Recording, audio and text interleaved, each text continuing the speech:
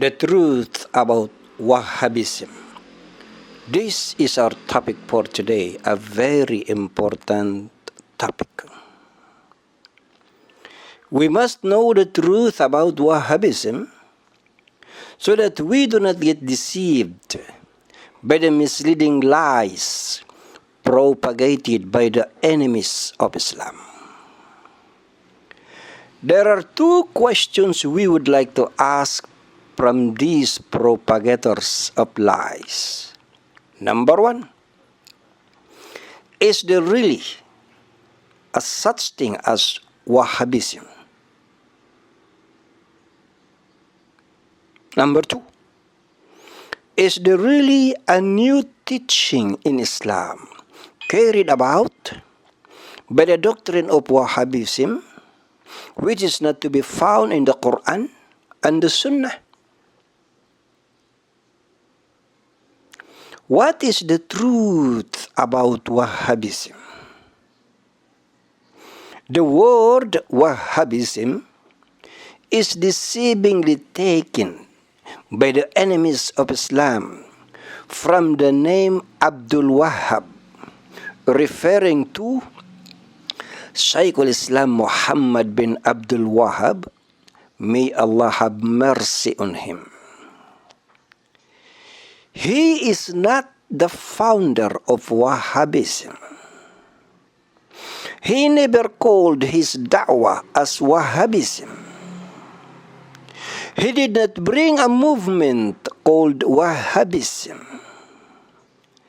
That name came from the misinformation designed by the enemies of Islam to misguide the true teaching of the Quran and the Sunnah. And, so sad to say, even the Muslims themselves, distorted as they are also influenced by the deceiving propaganda of the enemies of Islam.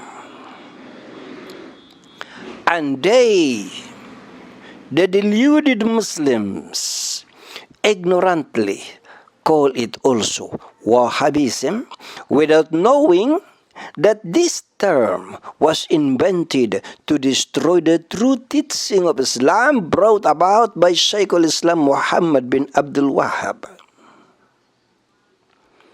He was a great Islamic religious scholar during the time of 1115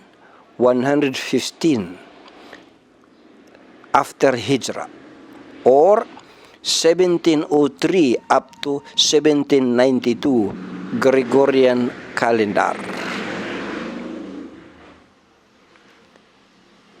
The kind of Islam that he came into when he arrived, Islam was corrupted, deteriorated, diluted with shirk and bid'ah, and very much different from the original Islam brought by Prophet Muhammad sallallahu alaihi wasallam. Some of the corruptions in Islam are the following. We will enumerate to you some of the corrupted teachings in Islam that Shaykh al-Islam Muhammad bin Abdul Wahhab tried his best to correct, to teach the people, to bring back the people to the original teaching of Islam. Number one corruption in Islam is making a dua or making a supplication or making a prayer to the jinn. Jinn meaning spirit. Making a dua to the jinn, and this is an act of shirkul akbar, major idolatry. Number two, that people were doing as a corruption of true Islam. Number two, is slaughtering animal in the name of the jinn not in the name of Allah. Again, this is another form of Shirkul Akbar. And what is one of the punishments for Shirkul Akbar? The person committing a shirk cannot enter the paradise. إنه من يشرك بالله فقد حرم الله عليه الجنة ومأواه النار وما للظالمين من أنصار. Chapter 5, verse 72, Quran al-Karim.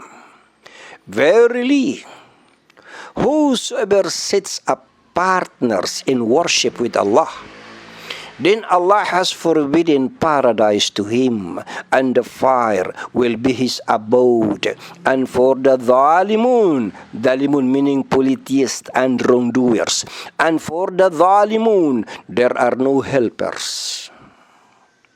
Number 3, distortion of Islam. Making a dua or a supplication or a prayer to the graves of pious Muslims. Again, this is also another form of Shirkul Akbar, making a dua, supplicating to a pious dead Muslim. Allahu Akbar. Number 4, building temples or altars or mosques, masajid, on the graves of pious Muslims so that people can perform salah in that place. This is again Shirkul Akbar. Also an idolatry. Number 5, slaughtering animals for the graves of pious Muslims and not for Allah. Again, this is also another form of Shirkul Akbar, major idolatry. Number 6, hoping from somebody else instead of hoping from Allah after doing the shirk rituals. Just like hoping from the blessings coming from a dead pious man. After worshipping the graves, after supplicating to the graves, this is also another Shirkul Akbar. These are just among the distortions of Islam invented by the people of Bid'ah before the arrival of Shaykh al-Islam Muhammad bin Abdullah Wahhab. May Allah have mercy on him. And what other else is the punishment for Shirkul Akbar? In the acts of shirk, all your good deeds are nullified. وَلَوْ أَشْرَكُوا لَحَبِطَ عَنْهُمْ مَا كَانُوا يَعْمَلُونَ. Chapter 6, verse 88, Quran al-Karim. But if they had joined in worship others with Allah, all that they used to do would have been of no benefit to them. Number 7, distortion of Islam. Celebrating the birth of the Prophet Muhammad sallallahu alaihi wasallam, Maulid an-Nabi so-called. This is another form of bid'ah, and many more teachings opposed to the Quran and the Sunnah. We will only focus on one of the above-mentioned shirk, kufr, and bid'ah, which were done by the Muslims when Shaykh al-Islam Abdul Wahhab arrived. Let us combine the following 4 points. Number 1, making a dua to the grave of a pious Muslim. Number 2, building a temple or altar or dome or mosque over the grave. Number 3, slaughtering or offering animals to the grave. Number 4, hoping for blessings from the dead after making a dua to his grave. These were among the foremost of the shirk and kufr done by the people of Bid'ah when Shaykhul Islam Abdul Wahhab arrived. Where is the evidence from the Quran that those things are permissible in Islam? That making a dua to the dead is permissible? Where is the evidence from the Sunnah that those acts are permissible? And when you ask, why do they worship the dead? They said, we don't worship the dead. According to them, they just ask for the intercession of the dead. And what does the Quran say about this? وَيَعْبُدُونَ مِن دُونِ اللَّهِ مَا لَا يَضُرُّهُمْ وَلَا يَنفَعُهُمْ وَيَقُولُونَ هَؤُلَاءِ شُفَعَاؤُنَا عِندَ اللَّهِ. Chapter 10, verse 18, Quranul Karim. And they worship besides Allah things that harm them not, nor profit them. And they say, these are our intercessors with Allah. Are there any evidences that the four best khulafa, radiallahu anhum, made a dua to the grave of the Prophet Muhammad sallallahu alayhi wasallam? Is there any evidence that Fatima, radiallahu anha, the daughter of the Prophet sallallahu alaihi wasallam, made a dua to the grave of her father for help? Was there any among the Sahaba who made a dua to the grave of the Prophet Muhammad sallallahu alaihi wasallam? There is none. If there is any, only fabricated evidences. What did Allah say about the grave worshippers? Grave worshipping is a belief that the dead holy men can answer the dua or prayer of ordinary men and women. What did the Quran say? وَقَضَى رَبُّكَ أَلَّا تَعْبُدُوا إِلَّا إِيَّاهُ. And your Lord has decreed that you worship none but Him. Chapter 17, verse 23, Quranul Karim. The dead are only intercessors and not worshipped. This is their argument always. What did the Quran say? Chapter 27, verse 62. Is not He, meaning Allah, is not He who responds to the distressed ones when He calls on Him, and who removes the evil and makes you inheritors of the earth, generations after generations? Is there any ilah? Is there any God with Allah? Little is that you remember. Chapter 27, verse 62, Quranul Karim. There are even those who are calling the names of the dead.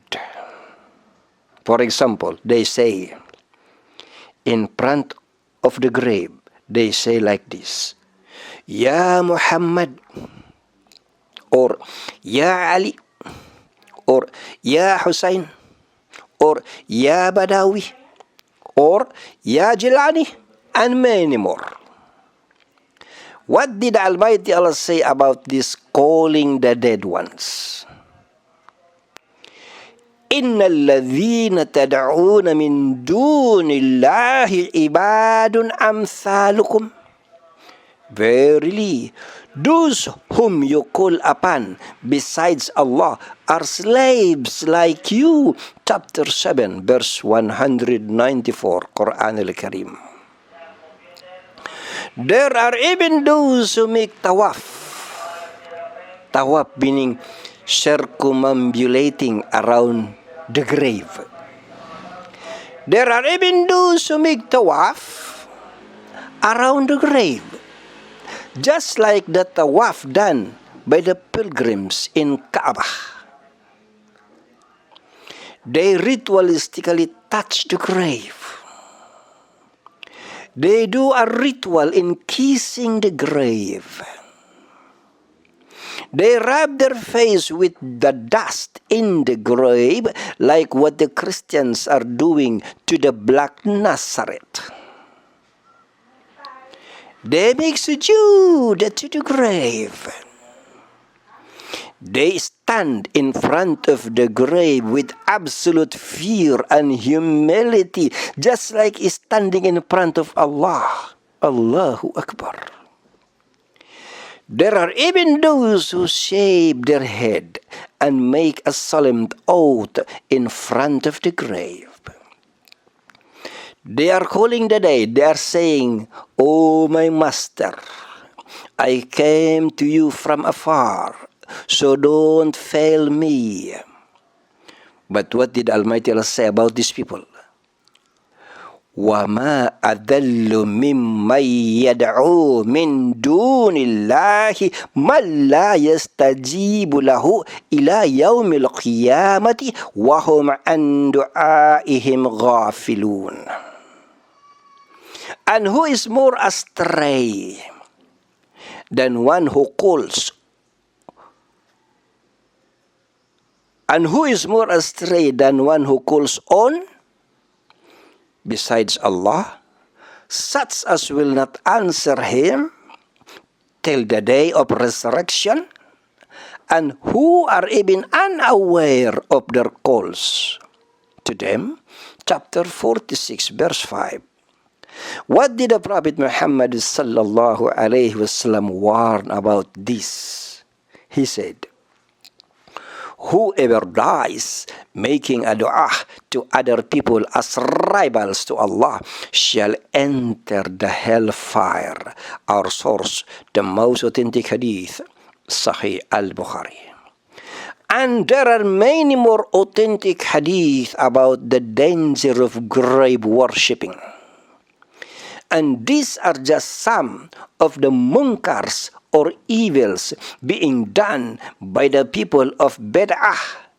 When Shaykh al-Islam Abdul Wahhab came, and because he opposed them, they called his campaign Wahhabism to discredit his teaching and mislead the people. He did not bring a new doctrine. What he brought was the campaign to bring back the original teachings of Islam to the Muslims, based on the Quran and based on the authentic Sunnah. As a conclusion of this brief lecture, there is no such thing as Wahhabism. There are no Wahhabis. Shaykh al-Islam Muhammad bin Abdul Wahhab, may Allah have mercy on him, did not bring new teachings in Islam. Because he wanted to bring back the true teachings of Islam, and he was successful to influence the people, he was branded by the enemies of Islam by spreading false information about him, and also by the ignorant Muslims themselves who were influenced by the shirk, kufr, and bid'ah. And to destroy his genuine Islamic campaign, his da'wah was branded Wahhabism. And this is the slogan used by the enemies of Islam to destroy Islam. When you are teaching the good, you are prohibiting evil, they call you Wahhabi. When you are prohibiting the munkar of bid'ah, they tell you this is Wahhabi. When you are prohibiting the people in the act of shirk and kufr, they tell you this is Wahhabi. When you are teaching the true Islam, you are propagating the true teaching of Prophet Muhammad sallallahu alaihi wasallam, they call you Wahhabi. This is how they are distorting the teaching of Islam.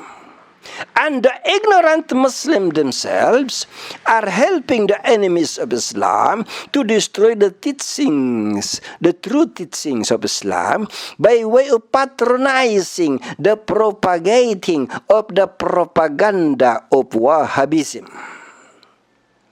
May the Almighty Allah guide the Muslims to go back to the original teachings of Islam brought about by the Prophet Muhammad sallallahu alaihi wasallam. Allahumma amin.